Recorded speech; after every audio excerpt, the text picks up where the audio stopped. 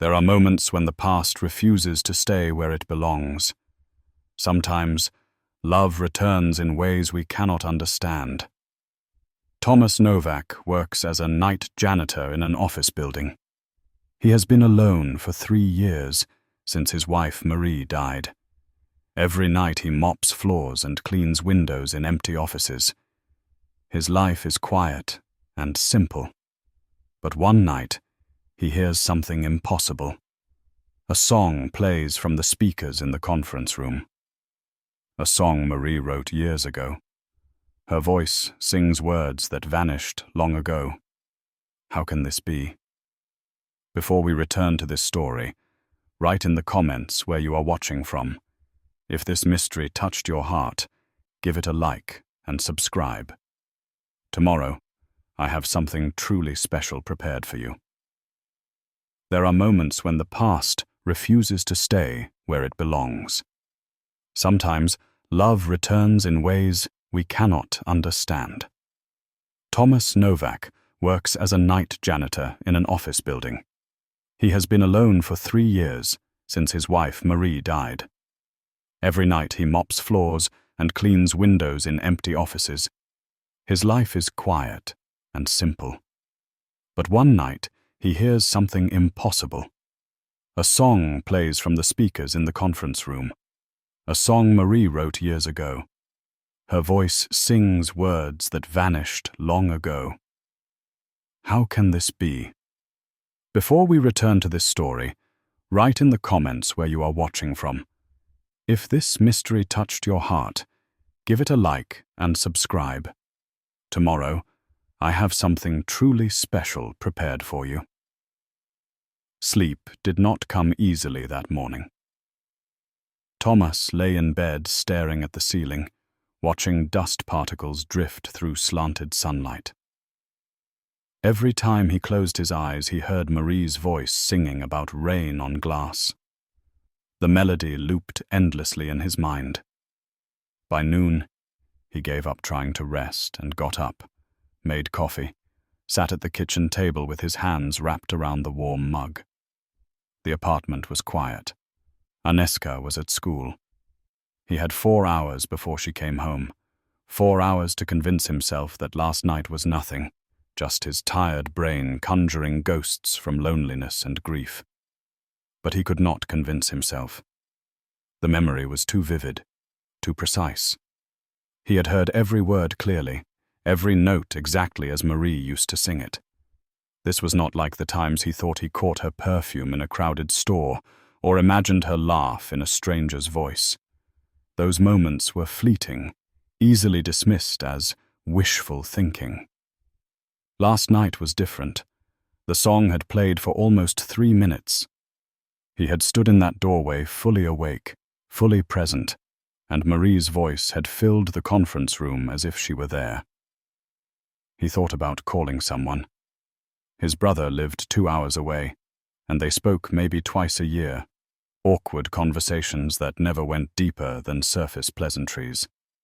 Marie's aunt was in a nursing home, her memory fading into fog. He had no close friends anymore. Grief had a way of isolating people, making them too heavy for casual friendships. Everyone had tried at first, in those weeks after the funeral. Phone calls, invitations to dinner, offers to help. But Thomas had nothing to give back. He was a black hole of sadness, and people eventually stopped reaching in. He did not blame them. He would have avoided himself too. By 3 in the afternoon, Aneska came home. She dropped her backpack by the door and headed straight to her room without a word. Thomas listened to her door close, heard music start playing faintly. She had begun listening to music again in the past few months, something he noticed but did not mention. Maybe it was easier for her. Maybe 12-year-olds processed grief differently than 42-year-olds. Maybe she was healing in ways he could not. He stood outside her door for a moment, raised his hand to knock, lowered it again. What would he say? That he heard Mommy singing in an empty room. That would frighten her, or worse, make her think he was losing his mind. Maybe he was. The day dragged. He tried to watch television but could not focus. Made dinner neither of them ate much of. Pasta with tomato sauce, one of the 5 meals he knew how to cook adequately. Aneska pushed food around her plate, answered his questions about school with single words. Fine. Okay. Nothing. When she finished, she rinsed her dish and disappeared back to her room. He cleaned up, washed dishes, stared out the kitchen window at the building across the street. Normal evening. Normal emptiness. But underneath everything, the song hummed, persistent as a heartbeat. At 9:30, he dressed for work. Dark pants, dark shirt, comfortable shoes worn soft from walking miles of hallways. He drove to the Riverside building through light traffic, parked in his usual spot, clocked in at exactly 10. Pavel was in the supply closet organizing bottles of floor cleaner. He looked up when Thomas entered, smiled his usual friendly smile. "Hey, Thomas, how is it going?" Thomas nodded, said fine, grabbed his cart. Pavel tried again. "Did you hear about the Ferguson account on 7? Apparently they landed it.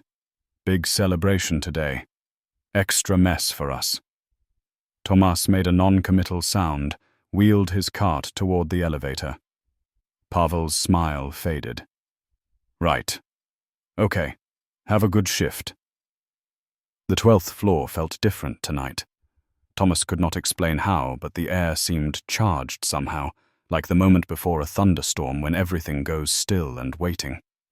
He cleaned the executive offices faster than usual, eager to move down, to reach the 3rd floor conference room.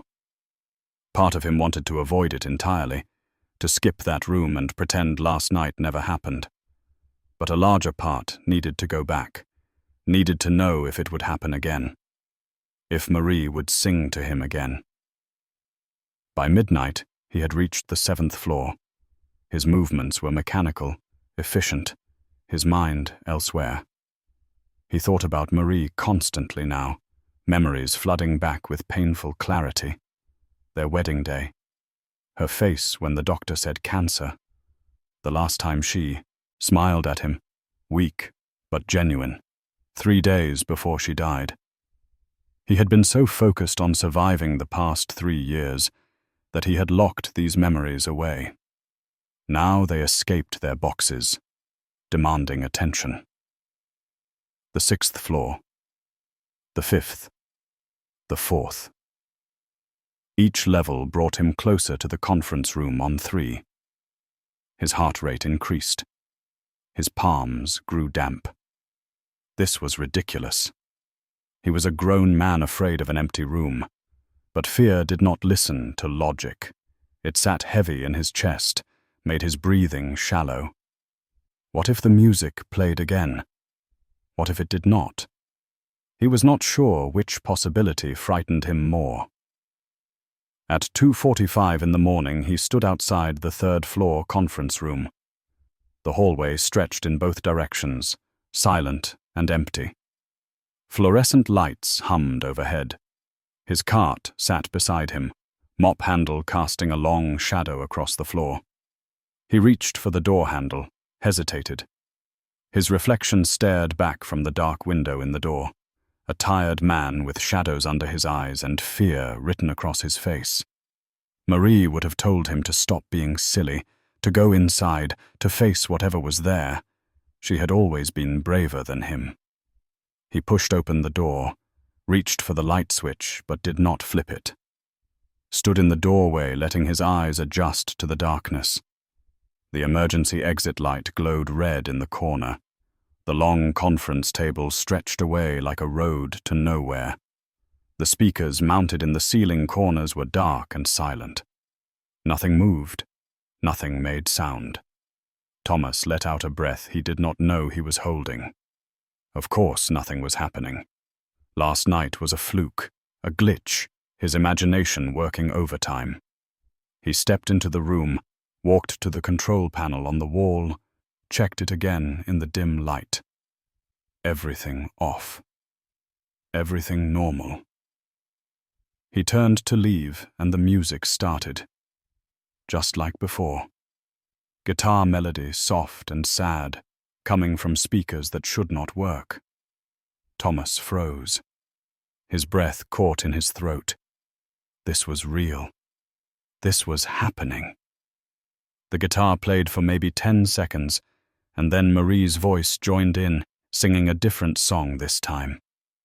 Autumn's End, one she wrote about change and letting go. Her voice was exactly as he remembered, the slight rasp on certain notes, the way she held the word November longer than necessary. He stood paralyzed, unable to move or think or breathe. The song played for 2 minutes. Marie sang about leaves falling, about seasons turning, about how endings were also beginnings.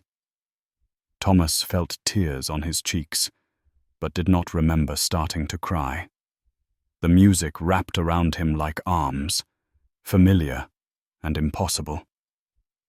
When the final note faded, when silence returned, he sank into one of the conference chairs, his legs unable to hold him anymore. The room was still dark except for that red exit light. Still empty except for him. But Marie had been here. Her voice had been here. He had not imagined it. He sat in that chair for 20 minutes, trying to make sense of what happened. Ghosts were not real. The dead did not sing through office sound systems. There had to be a logical explanation. Maybe someone was playing a cruel joke, hiding somewhere with remote access to the speakers. But who? Why? Nobody at this building knew about Marie. Nobody knew he worked here. His life and his past were separate from this place. Maybe the sound system had a glitch, was picking up radio signals or old recordings stored in its memory. But that did not explain why it played Marie's specific songs, songs she recorded years ago in their apartment on cheap equipment, songs that never made it to radio or streaming services. He forced himself to stand, to finish cleaning the room. His hands shook as he wiped down the table, vacuumed the carpet. He kept glancing at the speakers, expecting them to come alive again, but they remained silent. When he finished, he backed out of the room slowly, pulling his cart, unable to look away from those dark corners where shadows pooled. The rest of his shift passed in a blur. He cleaned the remaining floors without thinking, his body on autopilot. At 6 a.m, he clocked out, walked to his car, sat behind the wheel without starting the engine. 2 nights in a row. 2 different songs. Both written by Marie. Both sung in her voice. This was not coincidence. This was not malfunction. Something was happening, and Thomas did not understand what, or why, or how. He thought about his options. He could report it to Mrs. Svoboda, tell her the sound system was malfunctioning. But then what? She would have a technician check it, find nothing wrong, think Thomas was making things up or losing his grip on reality. He could quit, find another job, another building to clean. But running felt wrong somehow. If Marie was reaching out to him, if this was some kind of message, abandoning it seemed like betrayal. He started the engine, drove home through streets beginning to fill with early morning commuters, people heading to jobs, to lives that made sense. He envied them their normalcy. When he arrived at the apartment, Aneska was already awake, pouring cereal into a bowl. She looked up when he entered, her eyes sharp and searching. "You look terrible," she said. It was the most she had said to him in weeks. He tried to smile. "Long night. Just tired." She studied him for another moment, then returned to her cereal. He wanted to tell her everything, wanted to ask if she believed in impossible things. But the words stuck in his throat. In the shower, hot water pounding his shoulders, Thomas made a decision. He would go back tonight. would go to that conference room and wait. If the music played again, he would investigate, would try to find its source. If Marie was somehow communicating, he needed to understand why. What was she trying to tell him? Was she trapped somewhere, calling for help?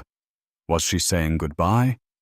Or was this just the universe's cruelest joke, giving him a taste of what he lost, only to snatch it away again? Whatever the answer, he could not walk away now. For the first time in 3 years, something pierced the numbness that had wrapped around his life like winter ice. Fear and hope tangled together, twin thorns digging deep.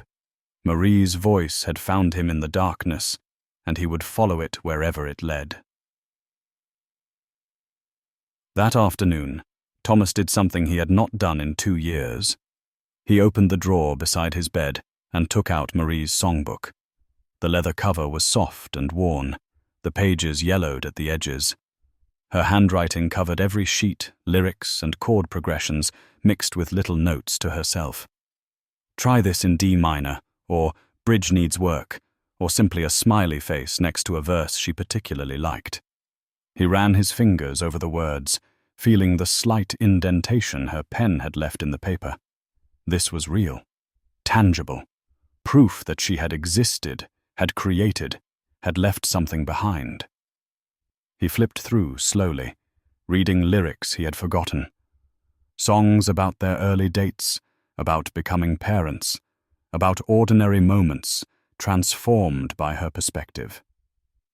One song described their tiny first apartment, how the radiator clanged at night and the neighbor's dog barked at exactly 6 in the morning. She had made even that cramped, uncomfortable space sound romantic. Another song was about watching Aneska learn to walk, those wobbly first steps that made them both hold their breath. Marie had performed that one at a mother's group gathering, made everyone cry, including herself. He found Rain on Glass near the middle of the book. The lyrics were crossed out and rewritten in several places, where she had changed her mind about phrasing. In the margin she had drawn a tiny umbrella. He found Autumn's End toward the back, written in blue ink instead of her usual black. A coffee stain marked the bottom corner of the page. He touched it gently, wondered if she had been drinking coffee when she wrote these words. What had she been thinking about? What had inspired her to write about seasons and change? She wrote this one before getting sick, before they knew their autumn together would come so soon. Thomas counted the songs. 43 total. 2 had played in the conference room. 41 remained. Would they all play eventually? 1 each night until he had heard her entire collection. The thought filled him with equal parts longing and dread. Hearing her voice was a gift and a wound. It reminded him of everything he lost while offering the impossible possibility of having her back, if only in song. He closed the songbook carefully, held it against his chest for a moment before returning it to the drawer. Tonight, he would be ready. Tonight, he would pay closer attention, look for clues about how this was happening. Aneska knocked on his bedroom door around 4, startling him. She rarely came to his room. He opened the door to find her standing in the hallway, uncertainty written across her young face. "Can I ask you something?" she said quietly. He nodded, stepped aside to let her in. She sat on the edge of his bed, picked at her fingernails, would not meet his eyes. "Did you love Mom?" The question hit him like a fist. "Of course I did," he said. "More than anything." She nodded slowly. "Then why don't we ever talk about her? Why don't we have pictures up? Why is it like she never existed?" Thomas sat down beside his daughter, felt the weight of 3 years of silence pressing down. "I thought it would hurt less if we did not talk about it," he said. "I was wrong." Aneska looked at him finally, her eyes wet with unshed tears. "I miss her every day," she whispered. I keep thinking I will forget what she looked like or how her voice sounded. Sometimes I already can't remember." He put his arm around her shoulders, felt her lean into him for the first time in months. "I miss her too," he said. "So much it feels like I cannot breathe sometimes." They sat together in silence for a while. Then Aneska said, "I found one of her recordings on an old USB drive. I listen to it at night when I cannot sleep. Is that weird?" Thomas shook his head. "Not weird at all. Which song is it?" Aneska smiled a little. "The one about the lighthouse. She sang it at that beach cafe the summer I turned 7. Remember?" He did remember. They had taken a weekend trip to the coast, stayed in a cheap motel that smelled like salt and old carpet. Marie performed at a small venue on the pier, tourists and locals mixing in the audience. Aneska had sat front row, beaming with pride that her mother was on stage. That was a good weekend. One of the last completely happy memories before illness changed everything. "I wish I had been nicer to her at the end," Aneska said softly. "I was so scared and angry, and I did not understand why she had to be sick. I said mean things." Thomas squeezed her shoulder. "She knew you were scared. She never held it against you. She loved you more than anything in the world." Aneska wiped her eyes. "Do you think she is watching us? Like from heaven or wherever?" Thomas considered the question carefully. He had never been particularly religious, neither had Marie. But after the past 2 nights, after hearing her voice in that empty room, he was not sure what he believed anymore. "Maybe," he said. "I like to think she is somewhere good, somewhere she can still sing." They talked for another hour, really talked in a way they had not since Marie died. Aneska told him about school, about her friend Teresa, whose parents were divorcing, about a boy named Martin who teased her but maybe liked her. Thomas told her about work, made her laugh with an impression of Mrs. Svoboda inspecting the bathroom tiles. It felt fragile, this new connection between them, but also precious, like they were both learning to be human again after existing as ghosts in the same house. When Aneska finally left his room, she hugged him goodbye, quick but genuine. "Thanks for talking, Dad." He watched her walk down the hall to her own room, felt something shift in his chest. Hope, maybe, or the beginning of healing. At 9, he got ready for work with a different energy than usual. Instead of dread, he felt anticipation. He packed an extra flashlight in his bag, made sure his phone was fully charged. If something strange happened tonight, he wanted to document it somehow. Proof that he was not losing his mind. The drive to Riverside Building felt shorter than normal. He clocked in, nodded to Pavel, who was checking inventory in the supply room, loaded his cart and headed for the elevator. The building felt different tonight, more alive somehow despite being empty. Thomas cleaned the 12th floor quickly, his mind focused on what waited below. He had decided to change his routine, to reach the 3rd floor conference room earlier. If the music had a pattern, if it played at specific times, he wanted to be there when it started. By 11:30, he had finished the upper floors and took the elevator down to 3. The conference room door was closed, as always. He stood outside for a moment, gathering courage, then pushed it open and stepped inside. This time, he turned on the lights immediately. The fluorescent bulbs flickered to life, bathing everything in harsh white brightness.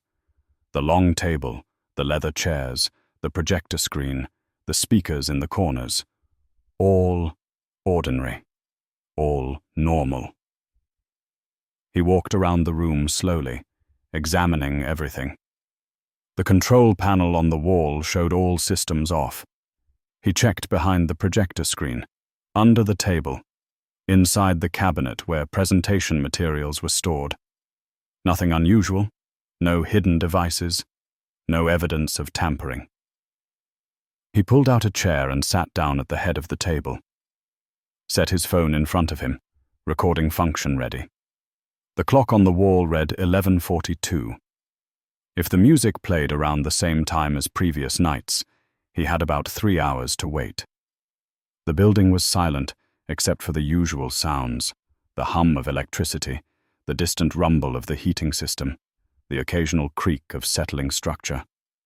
Thomas sat very still, barely breathing, listening.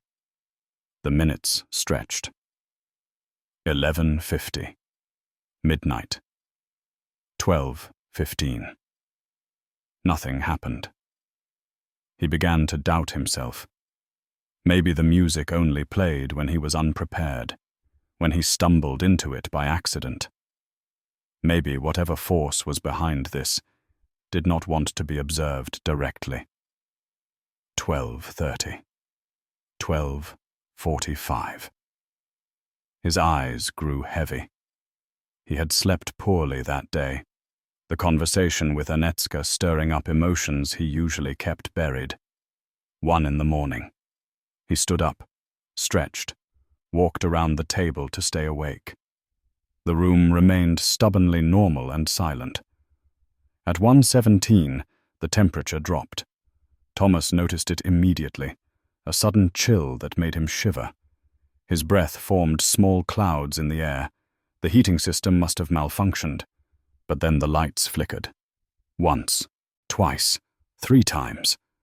They steadied but seemed dimmer than before, casting strange shadows across the walls. Thomas felt the hair on his arms stand up. Something was about to happen. He grabbed his phone, hands shaking, and started recording. The speakers crackled to life with a sound like static, like radio signals crossing vast distances. Then silence. Then the music began. Guitar chords, delicate and haunting, filled the room from all directions. Thomas recognized the song immediately. Lighthouse Song, the one Marie performed at the beach that summer, the one Aneska listened to when she could not sleep. And then her voice, clear as crystal, singing about beacons in darkness and finding your way home. Thomas stood frozen, phone recording, tears streaming down his face. The song was beautiful and heartbreaking and impossible.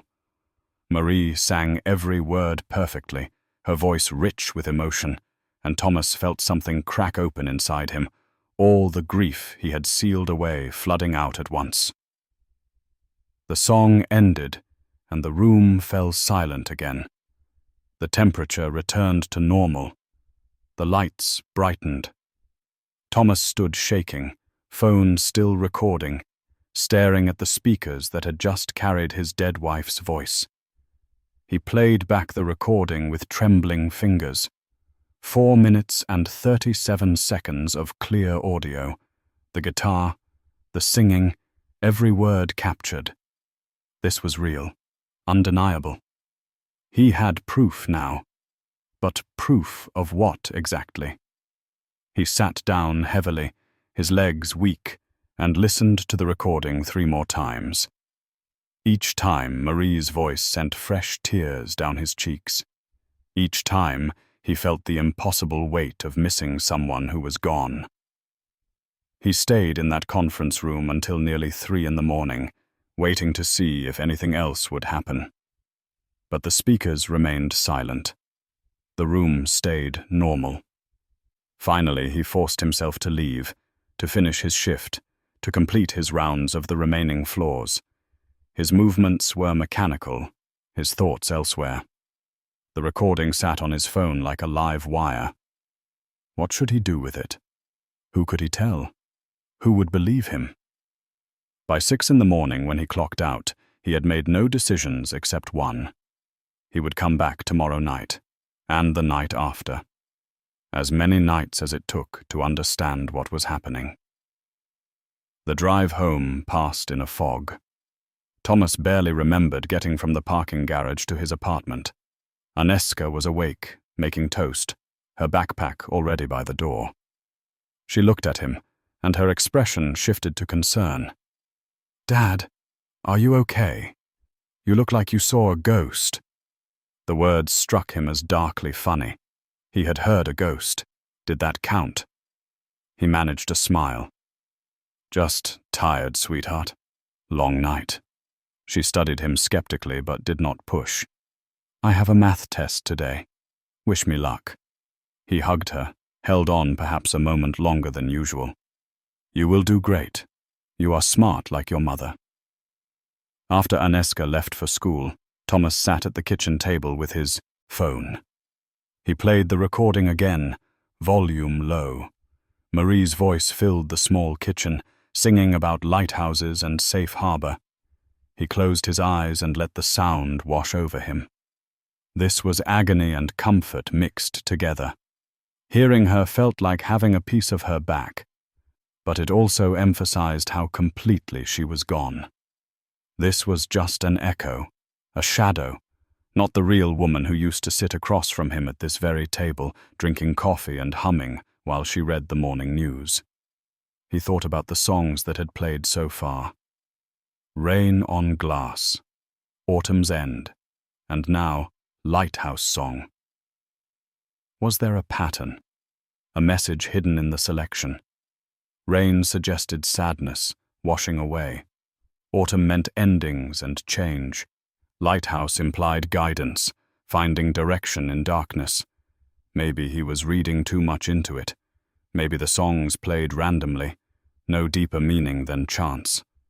But Thomas did not believe in coincidence anymore, not after 3 nights of impossible music. Sleep would not come, so he stayed awake, researching on his laptop. He searched for explanations, hauntings, residual energy, electronic voice phenomena. The internet offered countless theories about the dead communicating with the living. Most seemed like wishful thinking or outright fraud, but some accounts felt genuine, people describing experiences similar to his own. Voices in empty rooms, music playing from nowhere, messages that seemed intentional, directed. He read stories about widows hearing their husbands' favorite songs at meaningful moments, children sensing their deceased parents nearby. None of it was scientifically proven, but all of it resonated. One article discussed the theory that strong emotions could imprint on places or objects, that love or grief or trauma could leave traces in the physical world, recordings of a sort that played back under certain conditions. Maybe Marie's music had imprinted on the building somehow, but that did not make sense. She had never been to Riverside, had never set foot in that conference room. The building held no memories of her, unless the connection was not to the place but to him. Maybe his grief was the conductor, his presence the catalyst that allowed her voice to break through whatever barrier separated the living from the dead. By afternoon, exhaustion finally overtook him. Thomas fell asleep on the couch, his laptop open beside him, and dreamed of Marie. She was standing on a beach at sunset, waves lapping at her feet, singing without words. He could see her clearly, but could not reach her. Every step he took toward her, she moved farther away, always the same distance, always just beyond touch. He woke with a gasp around 4, disoriented and aching.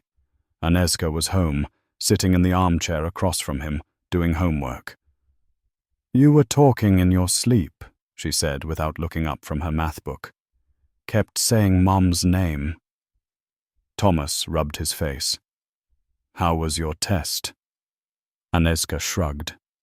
"Fine, I think, Mr. Kovar makes them way too hard, but I studied." She set down her pencil and met his eyes. "Dad, are you sure you are okay? You have been acting really weird the past few days." He wanted to tell her everything, wanted to play the recording and ask if she heard it too, if her mother's voice sounded the same to her. But fear held him back. What if she thought he was crazy? What if sharing this burden damaged the fragile reconnection they had started building? "I am okay," he said, "just not sleeping well. Work has been stressful." It was not entirely a lie. That evening he made dinner, pasta again because it was easy, and he could not think clearly enough to attempt anything complex. They ate in companionable silence, Aneska scrolling through her phone, Thomas lost in thought. After she went to her room to finish homework, he stood at the kitchen sink washing dishes and made a decision. Tomorrow night he would try something different. He would bring Marie's songbook to the conference room. Maybe having it there, that physical connection to her music, would provide answers. Or maybe it would make things worse. Either way, he needed to act. Passively waiting for supernatural songs felt increasingly inadequate. At 9:30, he dressed for work, packed his bag with the usual items, plus the leather songbook wrapped in a plastic bag for protection. The book felt heavier than it should, weighted with memory and meaning. He drove to Riverside Building through light rain, drops streaking the windshield, reminding him of the first song. Rain on Glass. Everything seemed connected now, woven together in ways he did not fully understand. The parking garage was nearly empty. The building rose above him, 12 floors of glass and concrete holding secrets he was only beginning to uncover. Pavel was not in the supply closet when Thomas clocked in. A note on the door said he had called in sick. So Thomas would be alone tonight, completely alone in the building. The thought should have been frightening, but instead he felt relieved. No one to question why he was spending so much time in one conference room. No one to interrupt if something happened. He loaded his cart and took the elevator straight to the 3rd floor, skipping his usual routine. Tonight was not about cleaning. Tonight was about answers. The conference room was dark when he arrived. He turned on the lights, set his bag on the table, pulled out the songbook. The leather cover gleamed under fluorescent brightness. He opened it to the first page where Marie had written her name and the date she started the collection. 15 years ago. She had been 22, young and full of dreams. He flipped through the pages slowly, reading lyrics, remembering when she wrote each song, where they were in their lives. Some pages were pristine, the words flowing perfectly first try. Others were messy with cross-outs and rewrites, evidence of her struggle to get them right. He set the book open to Lighthouse, song, the most recent one that had played. Then he pulled out his phone, set it to record, and waited. The clock read 10:15. Hours stretched ahead. He sat at the conference table, the songbook before him like an offering, and tried to quiet his racing thoughts. Outside the windows, rain fell harder, tapping against glass in rhythm. The building creaked and settled around him. Somewhere distant, a door closed. Normal sounds of an empty building at night. Nothing supernatural. Nothing strange. By 11, the rain had become a downpour. Thunder rumbled in the distance. Thomas watched water stream down the windows, creating patterns that shifted and reformed. He thought about the song Rain on Glass, and wondered if the storm was coincidence or something more. The lights flickered briefly, making his heart jump, but they steadied. 11:30. Midnight. He checked the recording on his phone to make sure it was still running. Everything looked normal. The songbook lay open on the table, Marie's handwriting visible even from where he sat. At 12:43, the temperature dropped again, this time more dramatically than before. Thomas's breath came out in visible clouds. Frost formed on the windows, delicate patterns spreading like crystals. The lights dimmed. And then, from the speakers, a new sound. Not guitar this time, piano. Slow, melancholic notes that echoed through the room.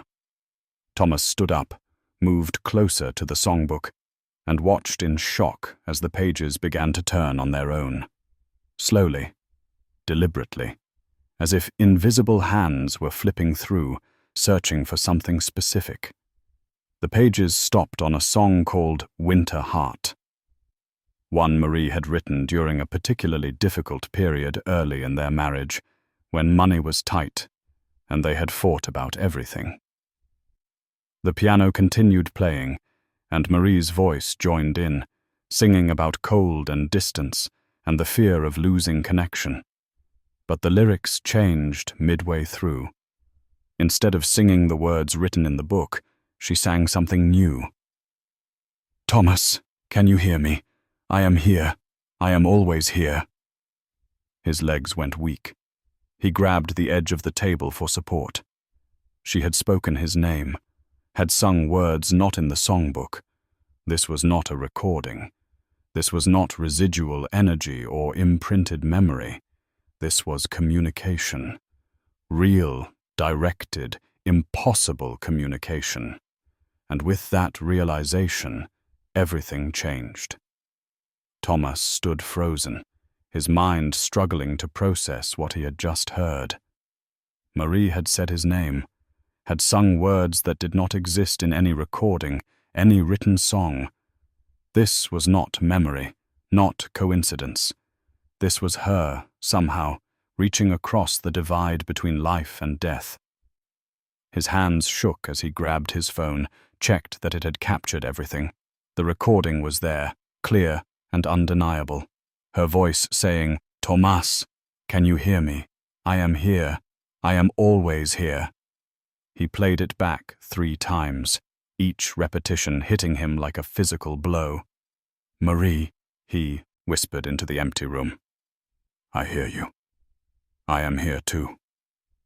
The speakers remained silent. The temperature slowly returned to normal. The frost on the windows melted, water trickling down in thin streams. Whatever presence had filled the room was fading, pulling back.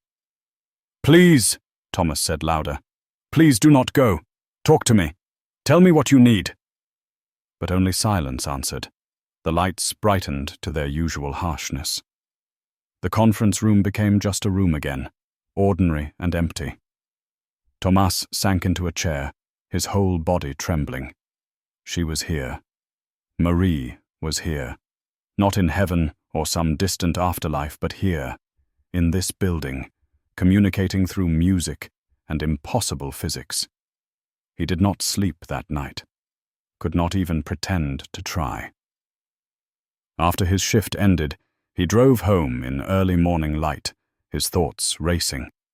He had documented proof of 4 songs now, including one where Marie spoke directly to him. What did he do with this information? Who could he tell? A priest, maybe, though he had not set foot in a church since Marie's funeral. A paranormal investigator, though most seemed like frauds preying on desperate people. A therapist, though they would probably think he was having a breakdown.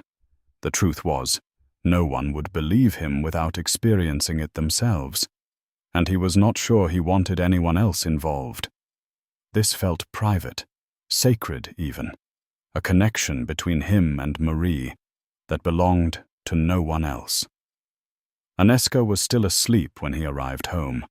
He sat at the kitchen table with coffee, staring at nothing, trying to understand. Why was this happening now, 3 years after Marie died? What had changed? Was it something about the building, about him, about the specific alignment of grief and time and circumstance? He thought about their last conversation in the hospital. She had been so weak, could barely speak above a whisper. He had held her hand, told her he loved her, promised to take care of Aneska. She had smiled, said, "I know you will. You are stronger than you think." Then she closed her eyes and never woke up. Had she been trying to reach him since then? Had he been too closed off, too buried in grief to notice? Around 8, Aneska emerged from her room, already dressed for school. She stopped when she saw him at the table, concern crossing her face. "Did you even sleep?" she asked. He shook his head. Could not. Too much on my mind. She poured herself orange juice, sat across from him. Dad, you are scaring me a little. Is something wrong? Are you sick? He reached across and squeezed her hand. I am not sick. I promise. I'm just working through some things. But I need to ask you something. Do you believe Mum is still with us somehow? Like her spirit or essence or whatever you want to call it? Aneska considered the question seriously. I do not know. Sometimes I feel like she is watching me. Like when I do well on a test, or when I am sad about something, I feel this warmth, and I think maybe that is her. But maybe I am just making it up because I want it to be true. Thomas nodded. What if I told you I have been experiencing something strange, something I cannot explain? Aneska leaned forward. Like what? He hesitated, unsure how much to reveal. I have been hearing music at work. Songs Mum wrote, her voice singing them. And last night she said my name, said she is here. He expected disbelief, maybe fear, but Aneska's eyes filled with tears. Really? You heard her? He pulled out his phone, played the most recent recording. Marie's voice filled the kitchen, singing, Thomas, can you hear me? I am here. I am always here. Aneska listened with her hand over her mouth, tears streaming down her cheeks. When it ended, she looked at her father with wonder and something like hope. That is really her. That is Mum's voice. He nodded. I know it sounds crazy, but I have recordings of 4 different songs now. They play at night in one of the conference rooms. I do not understand how or why, but it is happening. Aneska wiped her eyes. Can I come with you tonight? Can I hear her too? The request startled him. He had not considered bringing her to the building. His first instinct was to say no, to protect her from whatever strange forces were at play. But looking at his daughter's hopeful face, seeing her more alive than she had been in years, he could not refuse. If you want to come, you can come. But we have to be quiet. I could get in trouble for bringing someone to work. She nodded eagerly. I will be like a mouse. I promise. Please, Dad. I need to hear her. They made a plan. Aneska would tell her friend Teresa's mother she was sleeping over, a lie that made Thomas uncomfortable but seemed necessary. She would meet him at the building at 11, after Mrs. Svoboda finished her rounds. He would sneak her in through the loading dock entrance where there were no cameras. They would go to the conference room together and wait. The risk was enormous. If they were caught, he would lose his job. But the possibility of Aneska hearing her mother's voice, of having that connection restored even briefly, outweighed the risk. The day crawled by. Thomas tried to sleep, but managed only a few restless hours. He dreamed of Marie again, this time standing in the conference room, smiling at him but saying nothing. When he woke, his pillow was damp with tears. He showered, forced himself to eat something, checked his phone obsessively for the time. Aneska came home from school buzzing with nervous energy. I told Teresa's mom we are doing a school project together. She believed me. She had packed a small backpack with snacks and a sweater. In case it gets cold, like you said it does. They left the apartment at 9, earlier than necessary. But neither of them could stand waiting any longer. Thomas drove to the Riverside building, taking the long route, trying to calm his nerves. Aneska stared out the window, quiet now, perhaps realizing the magnitude of what they were attempting. Dad, she said softly. What if nothing happens? What if Mum only talks to you? He had considered this possibility. Then we will keep trying. I do not think this is a one-time thing. I think she will come back. He hoped he was right. Taking Aneska into this without delivering would be cruel. The parking garage was empty, except for a few cars belonging to people working late. Thomas parked in his usual spot, turned off the engine. They sat in silence for a moment. "Whatever happens tonight," he said, "I am glad we are doing this together. These past 3 years, we have been apart, even though we live in the same house. That ends now. We face things together. Agreed?" Aneska nodded. Agreed. They got out of the car, and he led her to the loading dock entrance, using his keycard to unlock the heavy metal door. The hallway beyond was dimly lit, filled with stored supplies and maintenance equipment. "Stay close," he whispered, "and stay quiet." They took the service elevator to the 3rd floor. The building felt different with Aneska beside him, more alive, more at stake. They reached the conference room at 10:45. Thomas unlocked the door, ushered her inside, turned on the lights. Aneska looked around with wide eyes. "This is where it happens." He nodded, setting his bag on the table, pulling out Marie's songbook. Aneska approached it carefully, reverently. "Is that Mom's?" He opened it to show her. All her songs, every word she ever wrote down. Aneska touched the pages gently, tracing her mother's handwriting with one finger. "I forgot how messy her writing was," she said with a small laugh. "She always said it was artistic." They settled into chairs side by side, the songbook open before them. Thomas set his phone to record. The clock on the wall read 11. They had time to wait. Aneska pulled her sweater tighter around herself, even though the room was still warm. "I am nervous," she admitted. Thomas put his arm around her. "Me too. But whatever happens, we are together. That is what matters." They sat in silence, listening to the building's night sounds. Somewhere water ran through pipes. The heating system rumbled to life. Outside the windows, the city glowed with lights, people living normal lives, unaware of the 2 people waiting in an empty conference room for a ghost to sing. At 11:37, the temperature began to drop. Thomas felt it first, then saw Aneska shiver. "Is it starting?" she whispered. He nodded, squeezed her hand. The lights dimmed. Frost appeared on the windows, spreading in delicate patterns. And then, soft as a breath, the music began. Acoustic guitar, gentle and familiar. A song called "My Little Star," one Marie wrote for Aneska when she was born. Aneska gasped, gripped her father's hand tightly. The guitar played for a moment alone, building anticipation, and then Marie's voice filled the room, singing about a baby's tiny fingers and infinite possibilities and love beyond measure. Aneska began to cry, not from sadness, but from recognition, from hearing the voice she had been afraid of forgetting.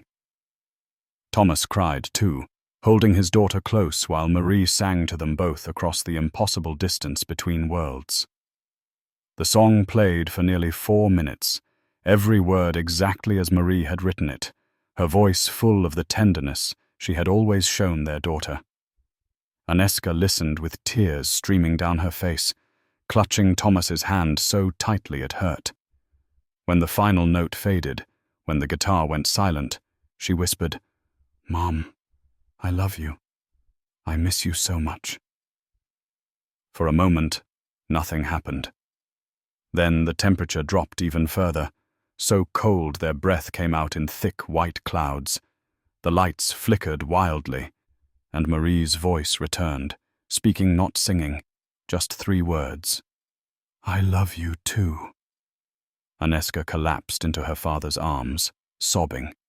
Not from grief, but from overwhelming emotion, from having her mother acknowledge her, from proof that love continued beyond death.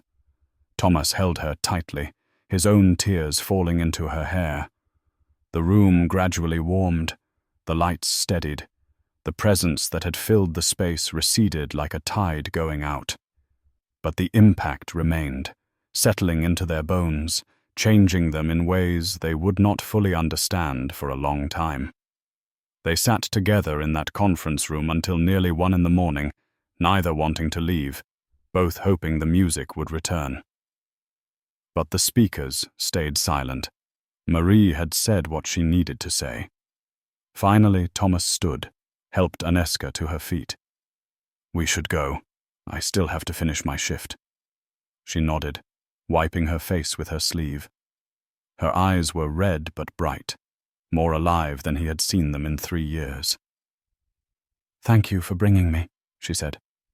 "Thank you for letting me hear her."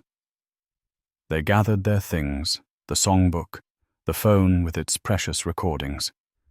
Thomas led her back down the service elevator, through the loading dock, to his car. They sat in the parking garage for a moment, before he started the engine. "What do we do now?" Aneska asked. "Do we tell people? Do we try to talk to her again?" Thomas considered carefully. "I think we keep this between us for now. People would not understand. They would think we were crazy or making it up. But yes, we try to talk to her again. I think that is what she wants. I think she has been trying to reach us, and we were finally ready to listen." Aneska nodded thoughtfully. "Can I come back tomorrow night too?" He wanted to say yes, but caution held him back. "Let me go alone tomorrow. Make sure the pattern holds. If she keeps communicating, if it is safe, then you can come again.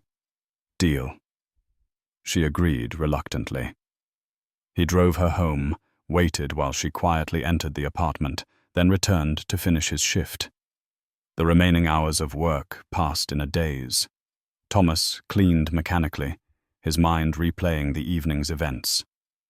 Marie had spoken to Aneska, had said she loved her. 3 years of years, silence broken by 3 words that changed everything.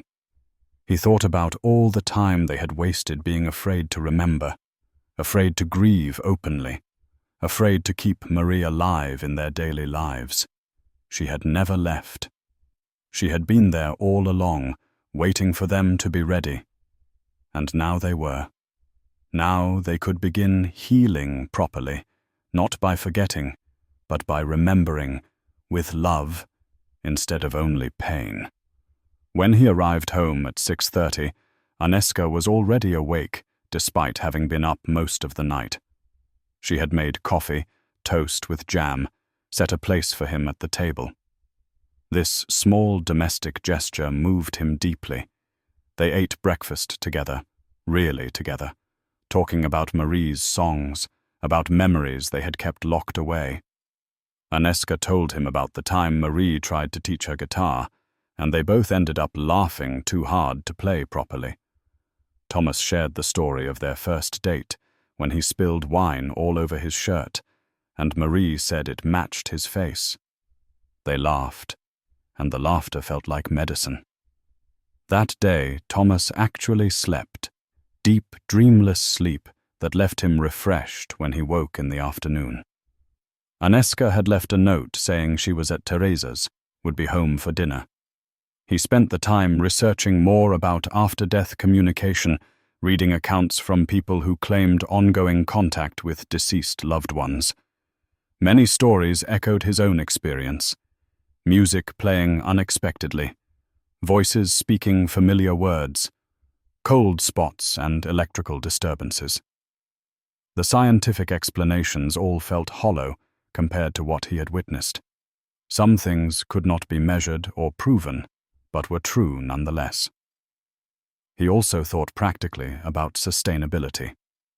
If Marie was going to keep communicating, if this was not just a brief window that would close, they needed to document everything. Keep detailed records of each song, each message, any patterns that emerged. The scientist in him, the part that used to manage complex IT projects, wanted data and structure. But the husband in him just wanted to hear her voice, to feel close to her again, regardless of understanding how it worked. These two impulses would have to coexist. That evening, Thomas made a real dinner for the first time in months. Chicken with vegetables, Marie's recipe that he found in her old cookbook. The pages were stained and worn, evidence of how often she had used it. Cooking felt like honoring her memory, bringing her presence into their home in tangible ways. When Aneska came home, she stopped in the doorway, inhaling deeply. "It smells like before," she said quietly. "Like when Mom cooked." They ate together, the food not perfect but made with care, and talked about school, about Aneska's upcoming birthday, about normal things that felt extraordinary because they were sharing them. At 9, Thomas prepared for work with anticipation rather than dread.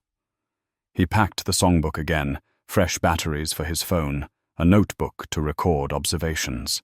Aneska hugged him goodbye at the door. "Tell Mom I say hi. Tell her I'm going to practice guitar again." She would want that. He promised he would. The drive to Riverside Building felt different now. This was not just a job anymore.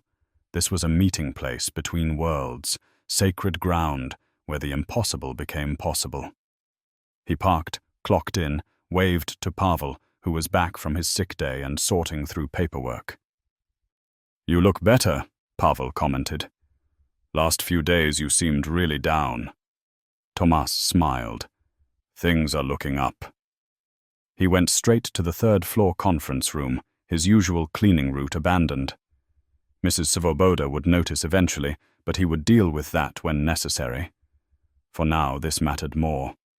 He set up his recording equipment, opened the songbook to a random page, sat down to wait. The room felt expectant, charged with potential. At 10:45, the temperature dropped right on schedule. Frost appeared on the windows. The lights dimmed. Music began. Piano this time, playing a song called Garden of Years that Marie wrote about growing older together, about building a life one day at a time. Her voice joined the piano, singing about planting seeds and watching them grow, about seasons changing but roots remaining strong. Thomas listened carefully, waiting to see if she would speak to him directly like before. The song played through completely, exactly as written in the book. Then silence. Then her voice again, speaking. "Thomas, I need you to understand something. I am not trapped. I am not suffering. I chose to stay close to you and Aneska because I could not let go yet, because you needed me. But you are healing now. You are remembering how to live." He leaned forward, desperate to catch every word. "I will keep coming as long as you need me," Marie continued. "But someday you will be ready to let me rest fully. When that day comes, do not feel guilty. Do not hold on out of fear. Let me go with love and gratitude. Can you promise me that?" Thomas felt tears on his cheeks. "I promise," he said aloud. "But not yet. Please, not yet. We just found you again." A sound like gentle laughter came through the speakers. "Not yet," Marie agreed. "There is still time. There are still things I need to tell you both. Tomorrow, bring Aneska. I have something important to share with her." The presence faded. The room warmed. Thomas sat in stunned silence, processing what he had heard. Marie was not a ghost in the traditional sense, not haunting this place against her will. She had chosen to stay, chosen to maintain this connection because they needed her, and she was asking him, eventually, to release her fully. The thought terrified him. Letting go meant truly accepting she was gone. But she was right. Healing meant learning to live without her physical presence, learning to carry her memory without it crushing them. Just not today, not tomorrow, but someday. He spent the rest of his shift thinking about Marie's words, about what it meant that she could choose where to be, how to manifest, about the burden of staying tethered to the living world. Was it painful for her? Did it prevent her from moving on to whatever came next? These questions had no easy answers. All he knew was that she loved them enough to stay when she should be resting. That love both comforted and devastated him. When his shift ended, he sat in his car and called Anetska, even though it was 6 a.m. She answered immediately, alert. "Did she come? Did you hear her?" "She came," Thomas said. "And she wants you there tomorrow night. She has something to tell you." He heard Anetska's sharp intake of breath. "What is it? What does she need to say?" Thomas hesitated. "I do not know, but we will find out together." They talked for a few more minutes before Anetska had to get ready for school. Tomas drove home slowly, watching the city wake up around him. People heading to work, to lives that made sense. He was one of them once. Now he lived in 2 worlds simultaneously, the ordinary and the impossible, and somehow had to find balance between them. When he reached the apartment, he fell into bed exhausted but could not sleep. His mind raced with questions and possibilities. What did Marie need to tell Anetska? What other revelations waited? And how much longer did they have before this window between worlds closed forever? The next evening arrived with agonizing slowness. Thomas tried to rest, but managed only fitful sleep filled with fragmented dreams. Anetska paced the apartment like a caged animal, too nervous to sit still, too anxious to focus on homework or television. They ate an early dinner neither of them tasted, went through the motions of normalcy while their minds raced ahead to the night's possibilities. What could Marie need to tell their daughter that required a special meeting? The uncertainty gnawed at both of them. At 8:30, unable to wait any longer, they left for the Riverside building. The drive was quiet, tension filling the car like a third passenger. Anetska stared out the window, chewing her thumbnail, a nervous habit she had as a small child. Thomas wanted to comfort her, but had no words that would help. They were both walking into unknown territory, guided only by faith and desperate hope. He parked in the nearly empty garage, led her through the loading dock entrance, up the service elevator. The building felt different tonight, the air heavier somehow, charged with anticipation or dread. They reached the conference room at 9:15, hours earlier than necessary, but unable to stay away. Thomas set up as before, the songbook open on the table, phone ready to record, 2 chairs positioned side by side. Anetska sat clutching her backpack to her chest like a shield. "What if she says something bad?" she whispered. "What if she is angry with me for the way I acted when she was sick?" Thomas moved his chair closer, put his arm around her. "Your mother was never angry. With you. Not for a single moment. She understood you were scared. She forgave you before there was even anything to forgive." Anetska nodded but did not look convinced. Guilt was a heavy burden to carry at 12 years old. The hours crawled past. 10, 10:30, 11. They talked quietly to pass the time, sharing more memories of Marie. Anetska told stories Thomas had never heard, small moments between mother and daughter that she had kept private. How Marie used to draw little smiley faces on her lunch napkins. How she invented silly songs about everyday objects to make Anetska laugh.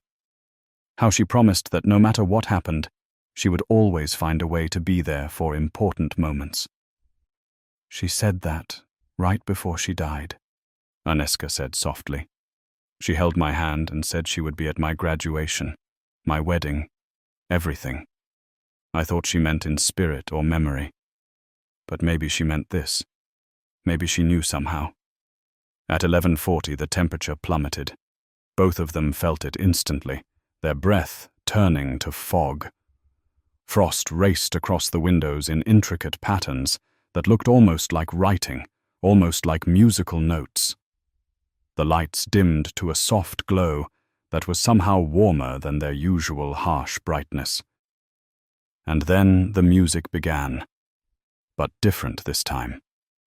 Not guitar or piano, but Marie's voice alone, a cappella, singing a song neither of them recognized. The melody was haunting and beautiful, the words speaking about secrets and truths, and the courage to face what you fear most. Thomas checked the songbook, flipping through pages rapidly. This song was not in it. Marie had never written this down, never recorded it as far as he knew. She was creating something new, something meant specifically for this moment. The implications of that sent chills down his spine that had nothing to do with the cold. When the song ended, a longer silence fell. Then Marie's voice spoke, gentle but serious. "Aneska, my darling girl, there is something I need to tell you. Something I should have told you before I died, but I was afraid. I thought I was protecting you, but I was wrong. You deserve the truth." Aneska sat rigid, barely breathing. Thomas felt his own heart hammering. Marie continued. "The night before I went to the hospital for the last time, I found something.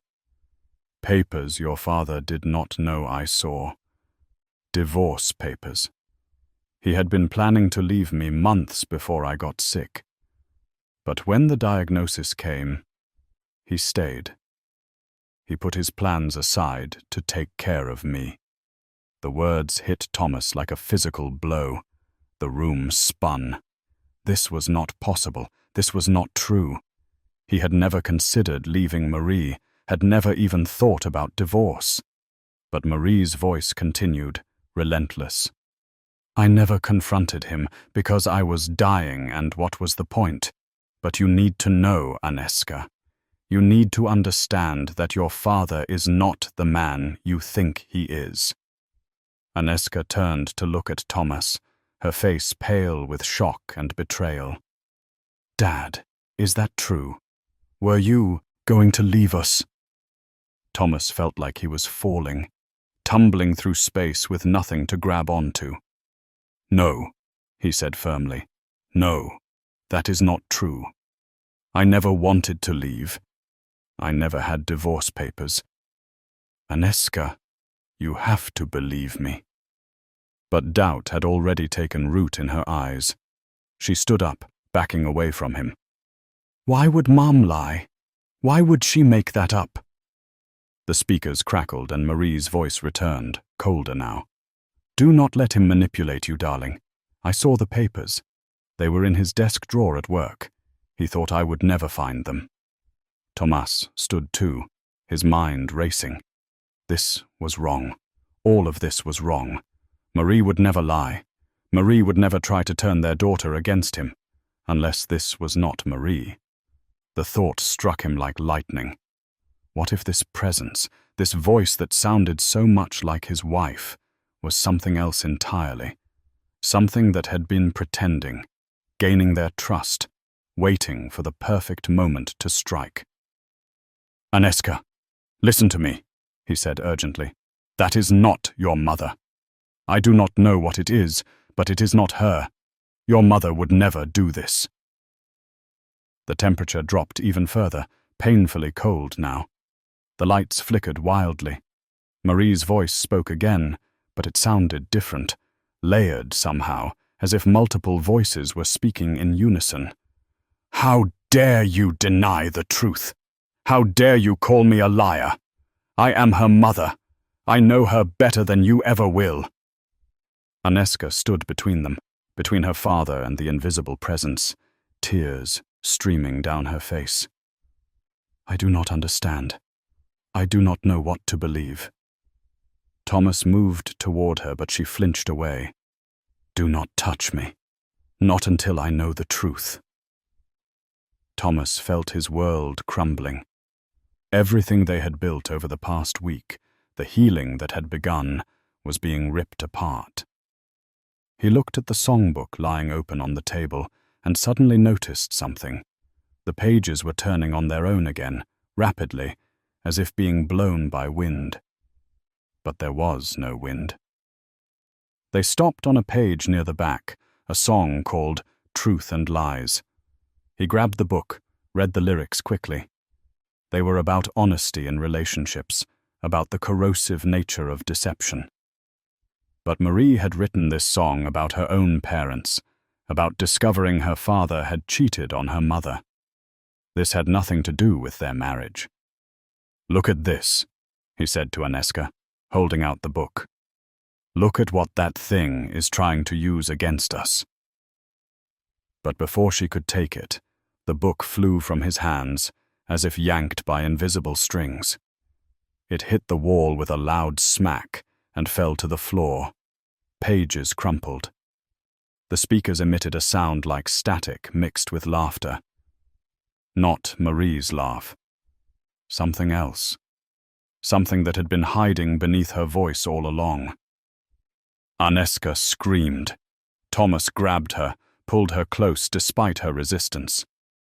"We need to leave, now!" But the door slammed shut on its own. The lights went out completely, except for the red emergency exit sign, casting everything in crimson shadow. The temperature continued to drop until frost covered every surface, the table, the chairs, their hair and clothes. And the voice spoke again, all pretense of being Marie gone. It was deep and layered and wrong. "You think you can just leave. You think you can reject what I offer. I gave you your wife back. I gave you comfort. And this is how you repay me. With suspicion and rejection. You will stay here until you accept the truth. Until she understands what kind of man her father really is." Thomas held Aneska tighter, his mind working frantically. Whatever this entity was, it had been feeding on their grief, using Marie's memory as a weapon. All those songs, all those messages, had been designed to gain their trust so it could strike at the most vulnerable moment. But why? What did it want? "Who are you?" he shouted into the darkness. "What do you want from us?" Laughter filled the room, coming from every direction at once. "I am disappointment. I am regret. I am every lie you ever told yourself. I am the voice that whispers you are not good enough, that you failed her, that you deserve to suffer. And I feed on that delicious pain." Aneska was sobbing against his chest. Thomas looked around desperately for a way out. The door was shut tight. The windows were sealed. They were trapped with something that wanted to destroy them from the inside out.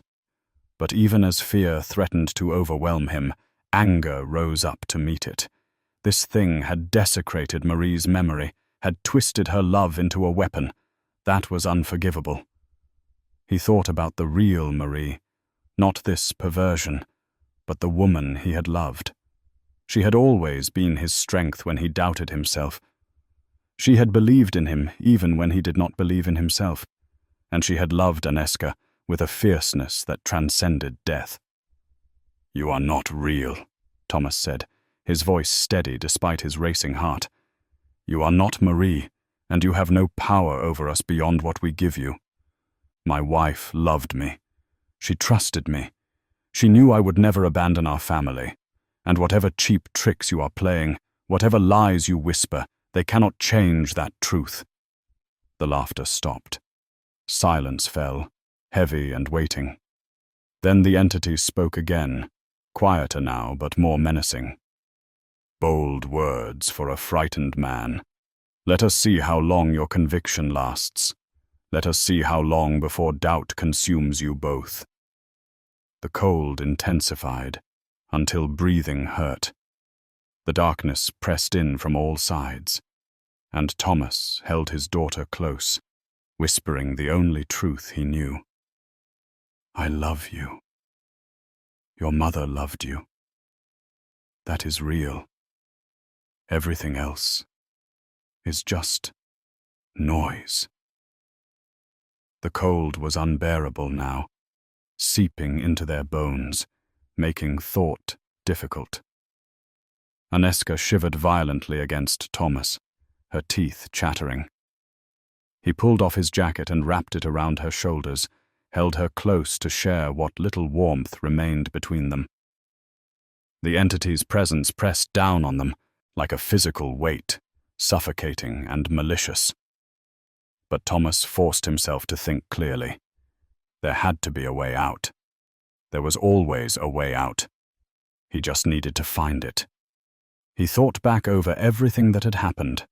The songs had started playing a week ago. Before that, nothing unusual. What had changed? What had triggered this? He mentally retraced his steps, his routines, trying to find the catalyst. And then he remembered. A week ago, Mrs. Svoboda had given him a new cleaning assignment. The basement storage area, a place he had never worked before. She said they were renovating down there and needed it cleared out. He had spent an entire shift moving old furniture, boxes of files, equipment that looked like it had not been touched in decades. Had he disturbed something, awakened something that had been dormant? "Aneska," he whispered, "I need you to be brave right now. Can you do that for me?" She nodded against his chest, still crying but trying to control it. "Good girl. I think I know what this thing is. Not a ghost. Not your mother. Something older. Something that was waiting in this building and I woke it up by accident." He felt her tense. "Can we stop it?" she asked. "Can we make it go away?" Thomas wished he had a certain answer. "I do not know, but I am going to try. And I need you to help me." He pulled out his phone, the screen providing a small circle of light in the oppressive darkness. The battery was at 30%. Not much, but hopefully enough. He opened the recording app and scrolled back through the files. 4 songs initially, then the direct messages. He listened to snippets with the volume low. Aneska pressed close so she could hear too. The first recordings sounded exactly like Marie. Her voice, her inflections, her way of holding certain notes. But as they progressed, subtle differences emerged. Small inconsistencies in pitch, words emphasized wrong. In the most recent recording, the one where the entity revealed itself, the voice was clearly corrupted, layered with that horrible otherworldly quality. "It was mimicking her," Thomas said. "It listened to us, learned what we wanted to hear, and gave it to us. It fed on our grief, got stronger from our hope and pain. But it made mistakes. It did not know everything about Marie. That song it sang tonight, the one not in the book. Marie would never write something like that. She was not cruel. She did not deal in accusations and blame." Aneska pulled back to look at him, her face barely visible in the dim light. "So Mom never tried to contact us. This was all fake." The devastation in her voice broke his heart. "I do not know," he admitted. "Maybe your mother's love created an opening, a thin place between worlds, and this thing slipped through pretending to be her, or maybe she really did reach out at first and this entity hijacked the connection. Either way, what we are dealing with now is not her." He hugged Aneska again. "But that does not mean she is not with us. The real her, not speaking through machines, but in here." He touched her chest above her heart. "She lives in how much we love each other, how we honor her memory by being kind and honest and brave. That thing cannot touch that, cannot corrupt that." The entity's voice boomed through the speakers, shaking the walls. "Such pretty words, such noble sentiment. But words will not save you. Nothing will save you. You are mine now. Your pain is mine. Your fear is mine, and I will keep you here until there is nothing left but despair." Thomas stood, helping Aneska to her feet. "We are not staying," he said loudly. "You have no real power, just tricks and manipulation. You are pathetic." The temperature dropped further. Objects began to move on their own. Chairs skidded across the floor. The table shook. Papers flew through the air like a tornado. But Thomas refused to show fear. "Is that all you have? Tantrums? You are like a spoiled child throwing a fit because you cannot have your way." Rage pulsed through the room, almost tangible. The entity screamed through the speakers, a sound so piercing that Thomas and Aneska both covered their ears. Windows cracked but did not shatter. The lights exploded, glass raining down, leaving only the red exit sign. In that crimson glow, Thomas saw something that gave him an idea. The control panel for the sound system. The entity was using the building's infrastructure to manifest, speaking through speakers, affecting lights and temperature through the electrical system. If he could disrupt that connection, maybe he could weaken it enough to escape. "Aneska, I need you to do something," he said urgently. "See that door in the corner? The small one. That is the utility closet. Inside is the breaker box for this floor. I need you to find it and flip every switch, cut the power completely." She looked at him with wide, frightened eyes. "What about you?" He squeezed her shoulders. "I am going to keep this thing distracted. I will be fine. But we need to move fast before it realizes what we are doing. On 3. 1, 2, 3. He gave her a push toward the utility closet and then ran to the control panel. The entity noticed immediately. The door to the utility closet slammed shut just as Aneska reached it. But she was small and quick. She grabbed the handle and pulled with all her strength. The door resisted, held by invisible force. Thomas reached the control panel and started ripping out wires, not caring about sparks or shocks or damage. The speakers emitted horrible feedback, a screech that felt like nails in his brain. But he kept pulling, destroying the connections, severing the entity's voice box. The screaming intensified. Objects flew at him. A chair hit his shoulder, spinning him around. A stapler grazed his head, drawing blood. Aneska was still struggling with the utility closet door. Thomas could see her in his peripheral vision, pulling and yanking, refusing to give up despite the door not budging. "That is my girl," he shouted over the chaos. "Do not stop. Do not ever stop." He returned to the control panel, found the main power cable, thick and insulated. He grabbed it with both hands and pulled as hard as he could. The cable resisted. His muscles screamed. But slowly, inch by inch, it began to come loose from its housing. The entity seemed to realize the danger. The attack on Thomas intensified. Books flew at him from somewhere, hard covers striking his back and arms. The table tipped over with a crash. Then he heard Aneska scream. Not in fear, but in triumph. The utility closet door had finally given way, and she had tumbled inside. A moment later, everything went dark. Truly dark. Even the exit sign went out as she flipped breaker after breaker. The sudden silence was deafening after the chaos. No humming lights, no screaming entity, just breathing and heartbeats, and the sound of their own fear. Thomas fumbled for his phone, turned on the flashlight. The beam cut through absolute darkness, revealing the destroyed conference room. Overturned furniture, scattered papers, broken glass everywhere. "Aneska," he called. "Are you okay?" She emerged from the utility closet, her own phone light bobbing. "I am okay." "Did it work? Is it gone?" They stood in the darkness, listening. The temperature was still cold, but not supernaturally so. Just the chill of a building with no heating, no presence pressed down on them, no malice hung in the air. "I think we hurt it," Thomas said. "Cutting its access to the electrical system weakened it. But I do not know if it is gone or just dormant. We need to leave now while we can." They made their way carefully to the conference room door, Thomas testing the handle with his heart pounding. It turned. The door opened. Relief flooded through him so intensely his knees nearly buckled.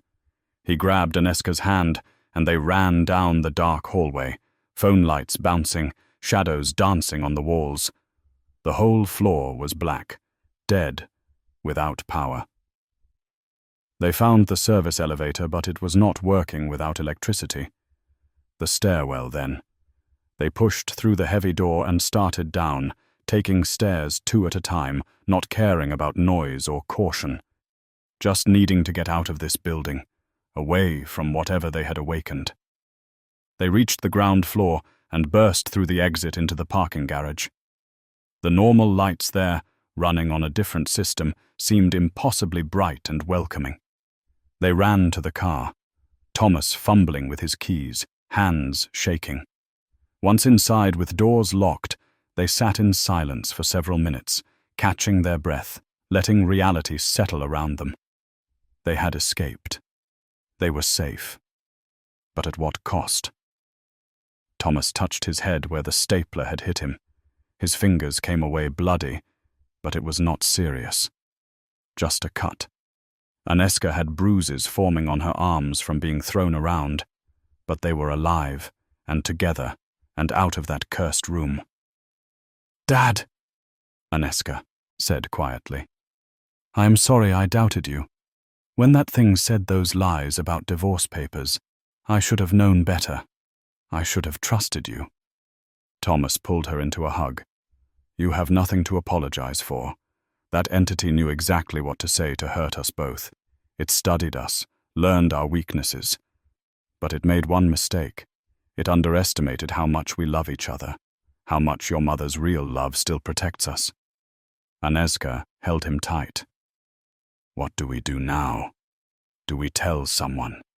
Do we go to the police?" Thomas considered. What would they say? That a malevolent entity had been impersonating his dead wife, that they had battled it and barely escaped. No one would believe them. They would think he and Aneska were having some kind of shared breakdown. And maybe that was better. Maybe keeping this secret, this terrible knowledge, was the price they paid for surviving. "We tell no one," he decided. "We go home. We heal. We remember your mother the right way, not through fake messages, but through real memories. And we never go back to that building." He started the car, pulled out of the parking garage into the pre-dawn city. The streets were empty, the sky beginning to lighten in the east. A new day coming. A chance to start over. As they drove, Aneska said something that made him pull over. "Dad, I do not think it is over. I think we hurt it, but it is still there. And I think it is going to be angry." Thomas looked at his daughter, seeing wisdom beyond her years in her eyes. She was right. They had escaped, but the entity remained, bound to that building, waiting. And entities that fed on pain and disappointment were not known for forgiveness. Whatever they had started tonight would have consequences. The only question was when and how those consequences would come. They made it home as sunrise painted the sky in shades of orange and pink. Thomas locked every door, checked every window, moved through the apartment like a soldier securing a perimeter. Aneska sat on the couch, wrapped in a blanket, staring at nothing, processing everything that had happened. Neither of them spoke about sleep. They were too wired, too afraid that closing their eyes would bring nightmares or worse. Thomas made coffee with shaking hands, sat beside his daughter, and they watched morning light fill their small living room like it was the most precious thing in the world.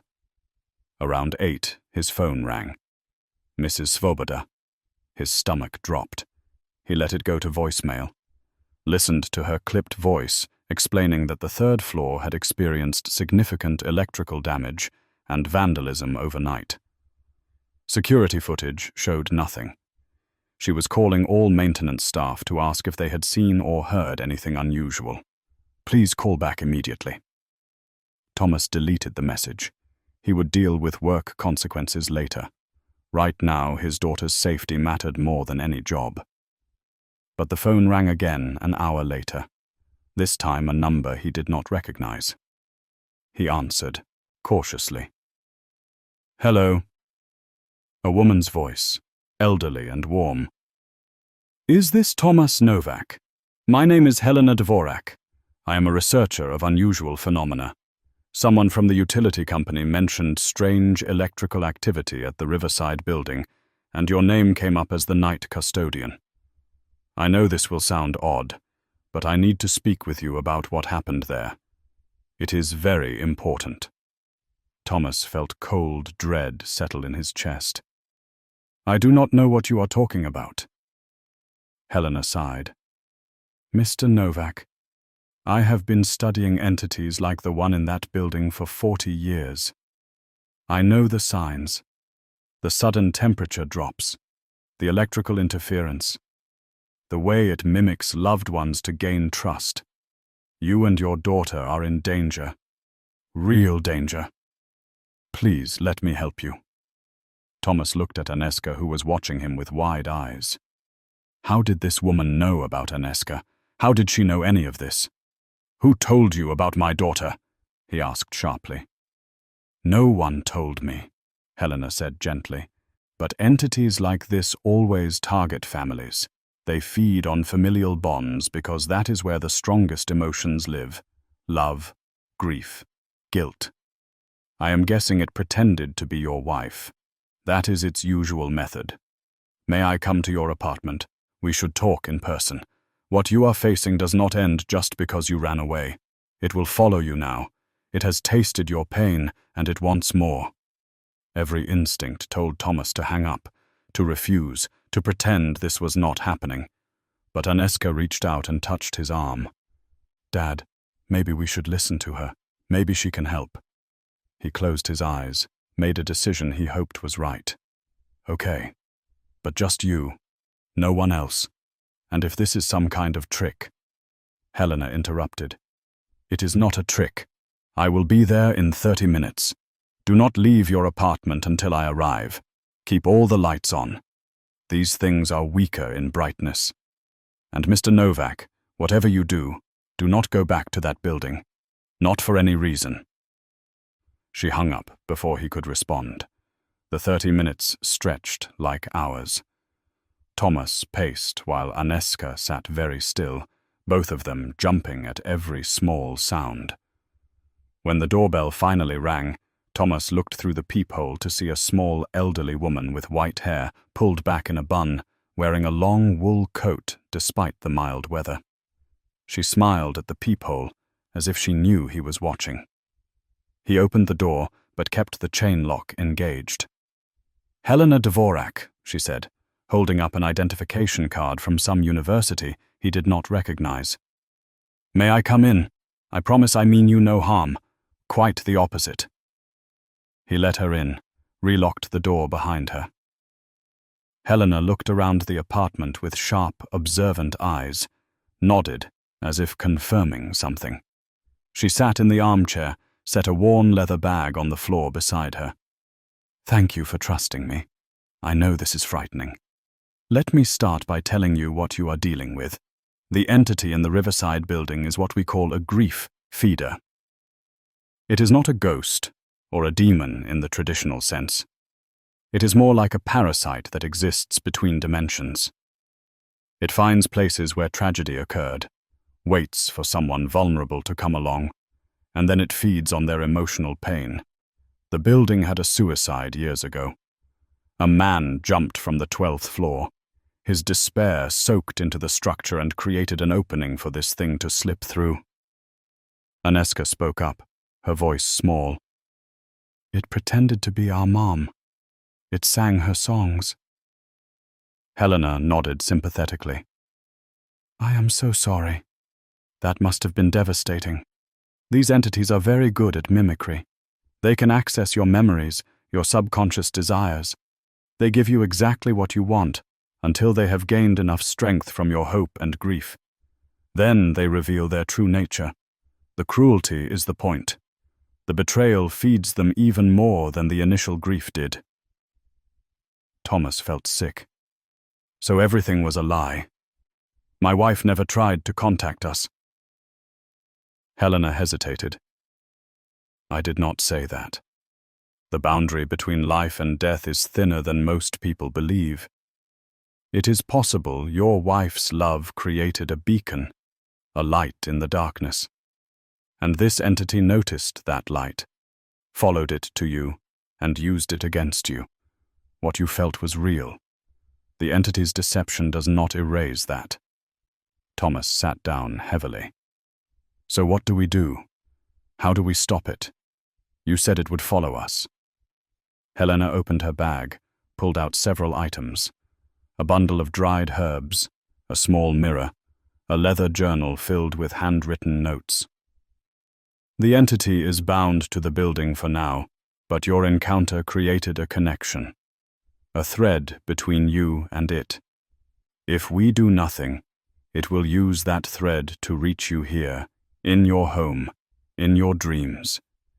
It will torment you until you break, or until you feed it so much pain that it grows strong enough to manifest fully in our world. But there is another option. We can sever the connection permanently. We can banish it back to wherever it came from and seal the opening it used. But it will not be easy, and it will not be safe." Aneska leaned forward.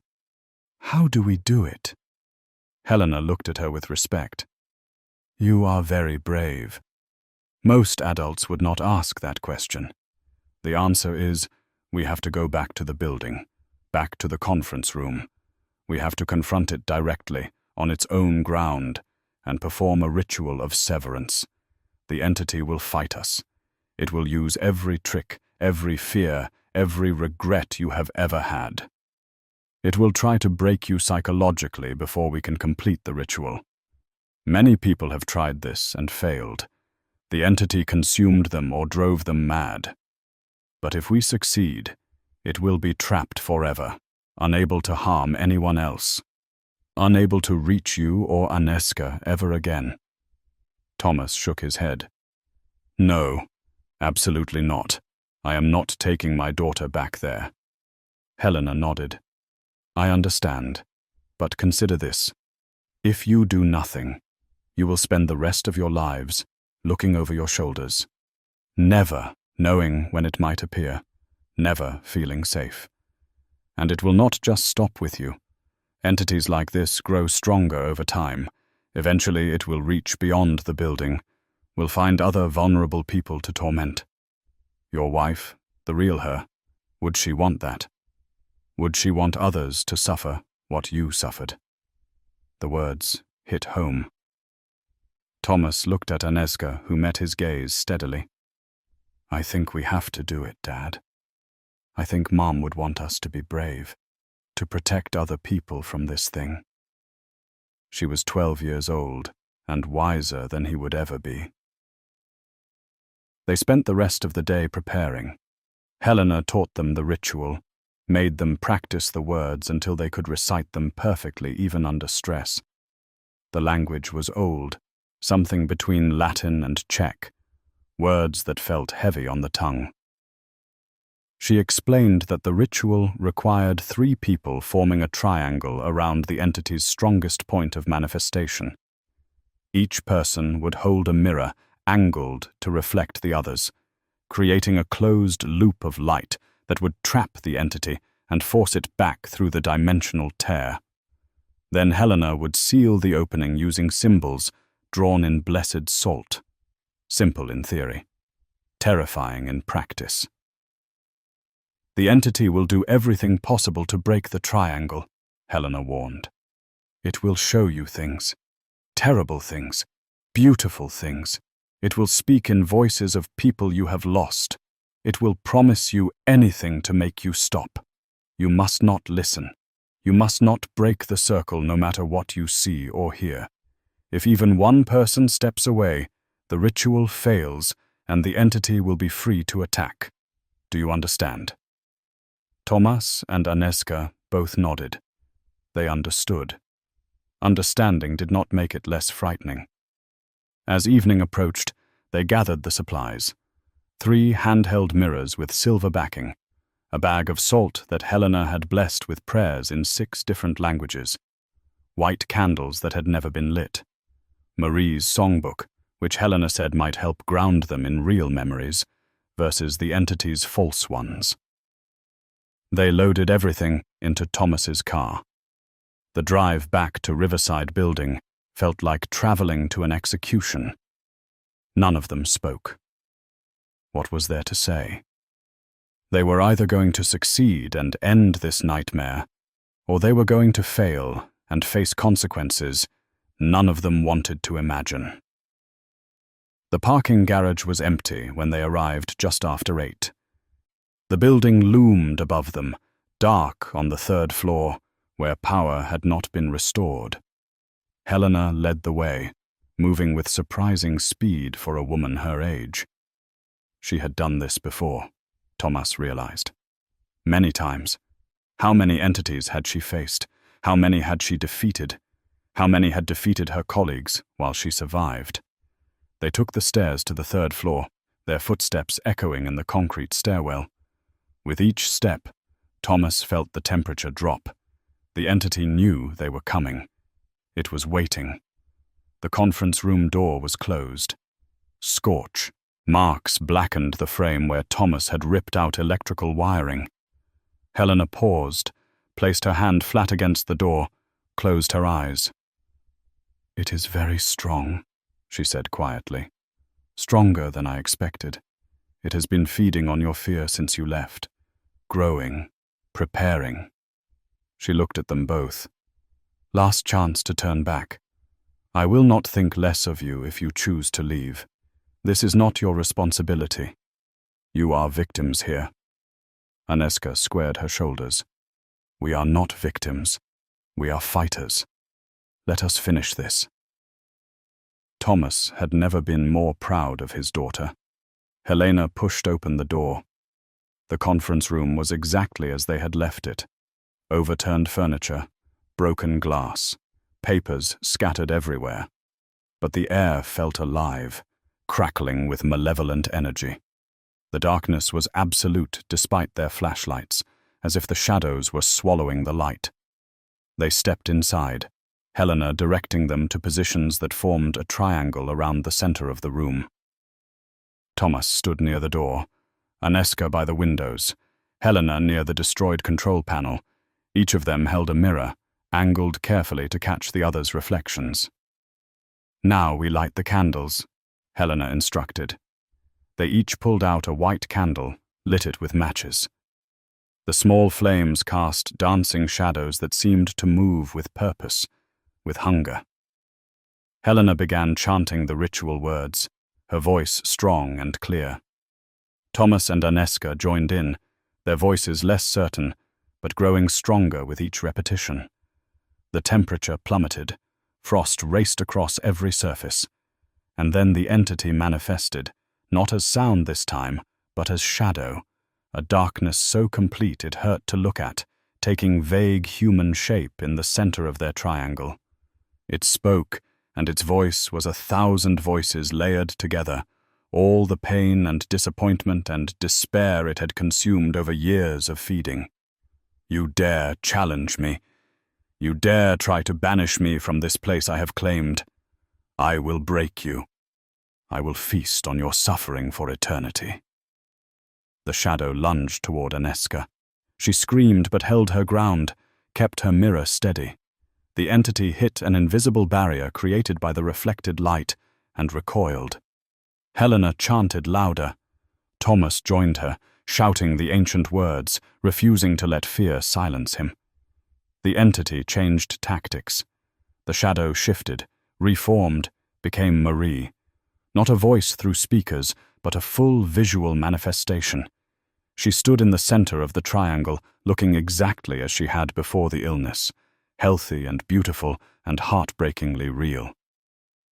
"Thomas," she said in Marie's voice, "why are you doing this? I came back for you. I fought my way back from death because I love you. And you want to banish me. You want to destroy the miracle we were given." Thomas felt tears streaming down his face but kept chanting. This was not Marie. This was not his wife. This was a monster wearing her face. "Aneska, sweetheart." The false Marie turned to their daughter. "I am so sorry for leaving you. I never wanted to die. I never wanted to miss watching you grow up. But I am here now. We can be a family again. Just stop this ritual. Just let me stay." Aneska sobbed openly, but her voice never faltered, never stopped speaking the ritual words. The entity's frustration was palpable, a wave of rage that made the walls shake. The Marie shape dissolved back into shadow, reformed into something else. The man who had jumped from the 12th floor. His face was twisted in anguish, his body broken from the fall. "Help me," he pleaded. "I am trapped here. This ritual will trap me forever. Please have mercy." But Helena had warned them about this.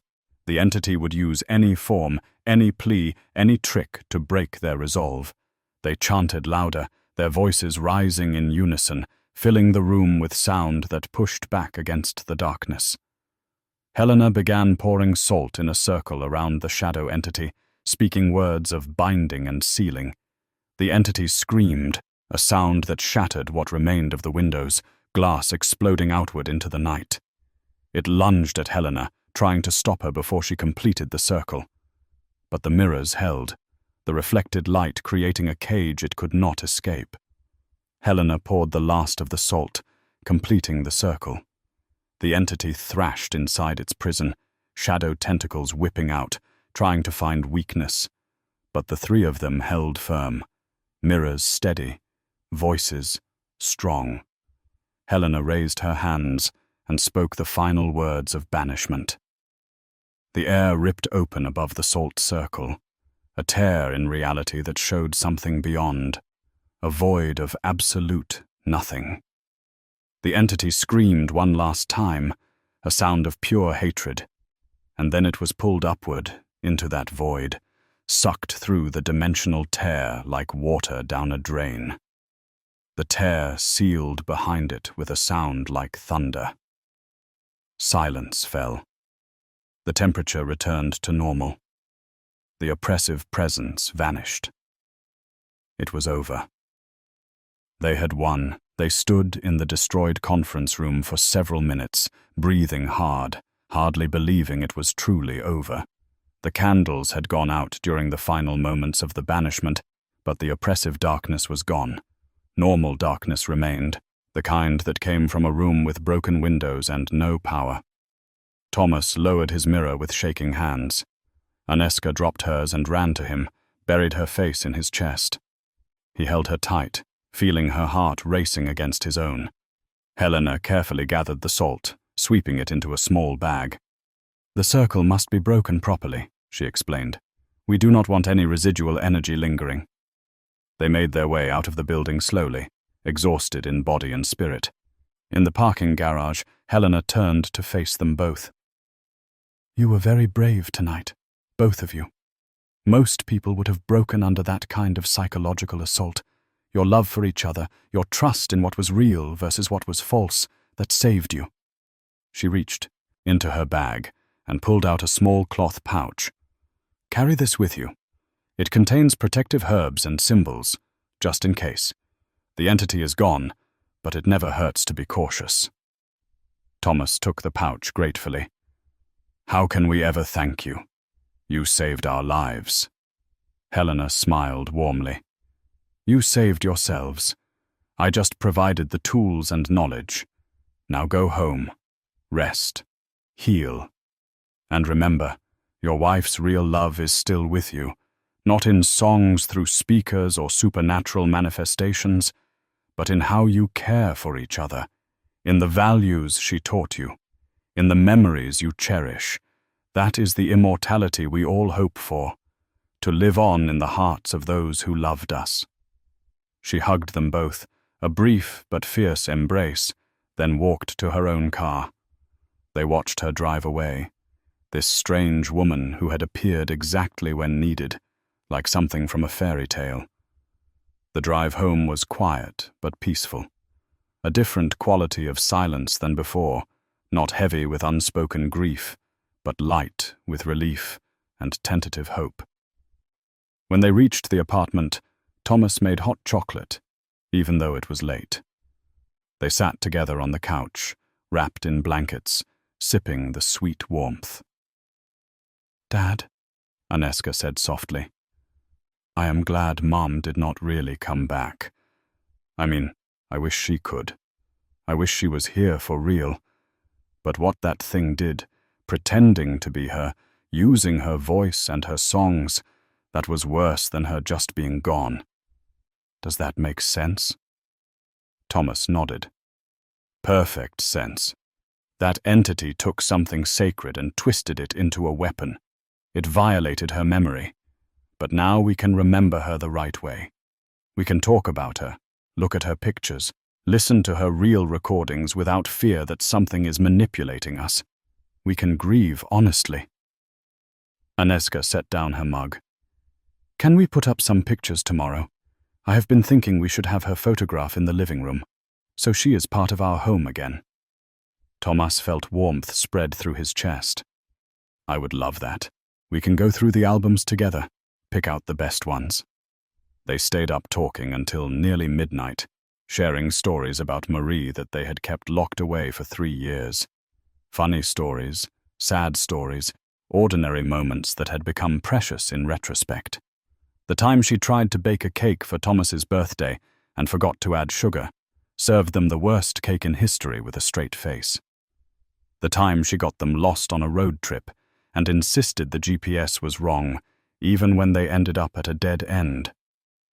The time she sang at Aneska's school talent show and forgot the words halfway through, but improvised so well that no one noticed.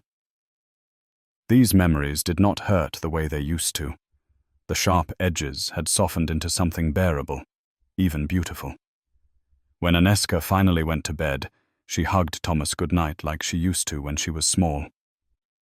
"I love you, Dad. Thank you for protecting me tonight. Thank you for being brave when I was scared." He kissed the top of her head. "I love you too, sweetheart. More than anything in this world. We protected each other. That is what family does." He watched her disappear into her room, heard her door close softly, and felt something settle in his soul. They were going to be okay.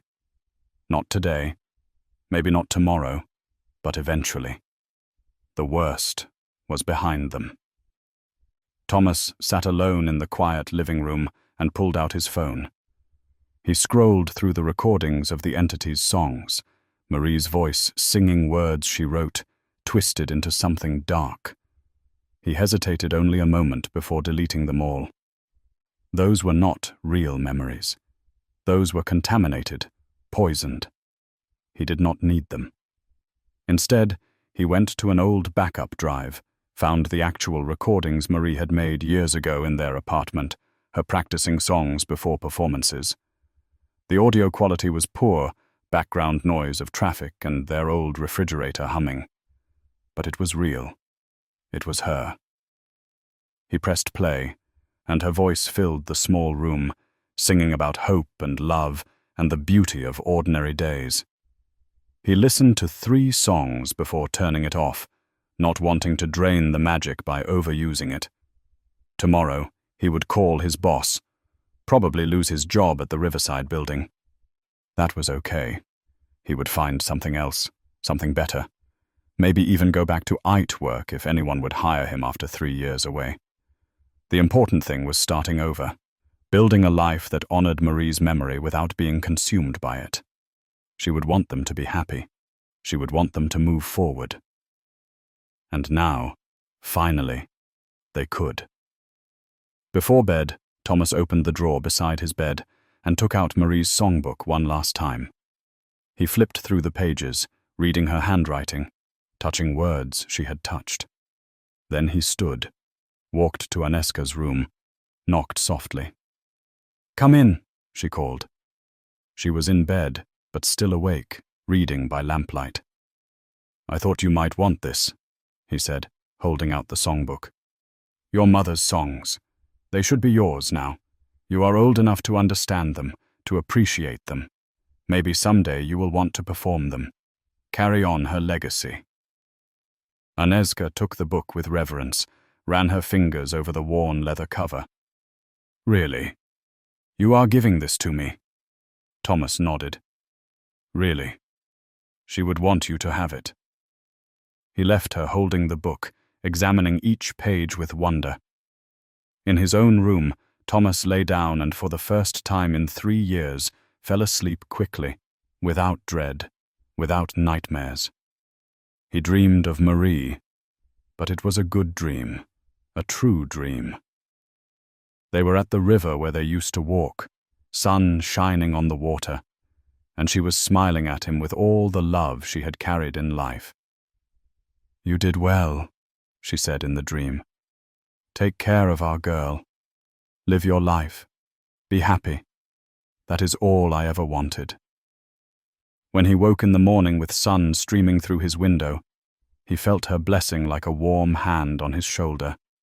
Aneska was already up, making breakfast, humming one of Marie's songs, not sadly, but joyfully, the way Marie used to hum while cooking. Thomas stood in the doorway watching his daughter, seeing her mother in her movements, her expressions, the tilt of her head when she concentrated. Marie lived on in Aneska, in the best parts of her that would continue into the future. That was the real immortality. That was the real magic. Not supernatural songs or impossible manifestations, but the simple truth that love never truly dies. It changes form, becomes memory and legacy, and the way we treat each other. It becomes the reason we get up each morning and try again. They ate breakfast together, made plans for the day, talked about putting up photographs and maybe visiting the river later. Outside the window, the city was waking up, people starting their ordinary days. Thomas and Aneska were part of that world again, no longer isolated by grief, no longer haunted by malevolent forces, pretending to be what they most wanted. They were free. And in that freedom, they could finally begin to heal, to remember, to live. Marie would have been proud.